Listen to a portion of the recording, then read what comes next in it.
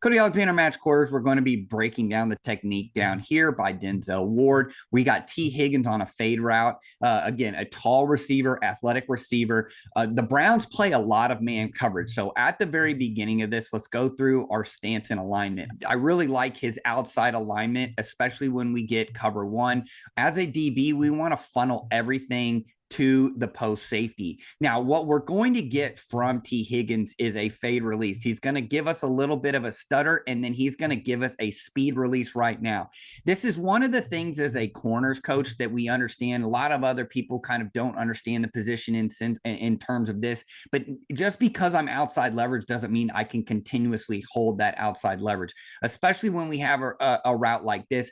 If the receiver wants to get outside of us, he's going to work outside of us. Unless we are playing hard jam, which we're not here, this is a soft press. Unless we're trying to play a hard jam on the outside, we actually need, if we're going to do that, we actually need to be more outside and kind of at a tilt so that we can really press that receiver back inside and make it really hard for him to work across us.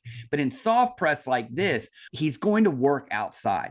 Now, Ward does a really good job of a kick step and then another kick step. He sees that he's going to get an outside release, so he really kicks back on this and he kind of gets that hop over. And this is not really a crossover. Notice how these feet kind of stay the same. This isn't a distinct crossover. Crossover equals death as a defensive back, and really as a defensive player in general, we don't want to cross over. Notice how his feet stay connected. He opens up. What I really like about this positioning right here is that he is still in his tuck. His eyes are down on the hip. He's reading the receiver's release. Now, we are going to get outside of the red line. And what the red line is essentially where receivers want to be when they're running fade routes.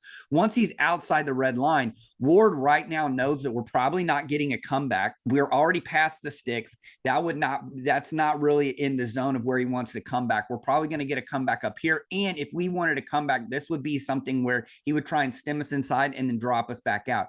Once he gets that release outside, Ward knows right now this is going to be a fade route, and he turns it into a little bit of a track meet. I like his positioning right here. The only issue and the only coaching point would be to press back on that receiver to widen this path and get in more control of the receiver.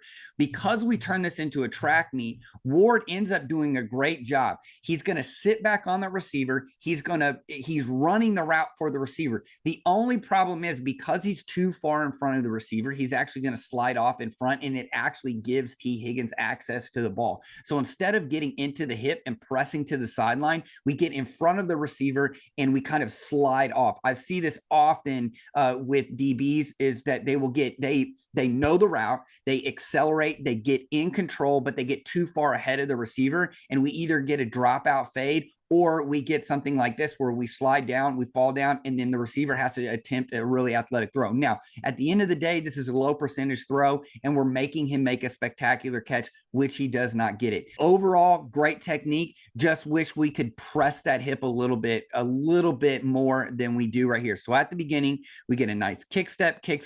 We see that it's going to be a fade. Ward accelerates, gets in control, and gets his head back. Notice how he does not look back until he's in control.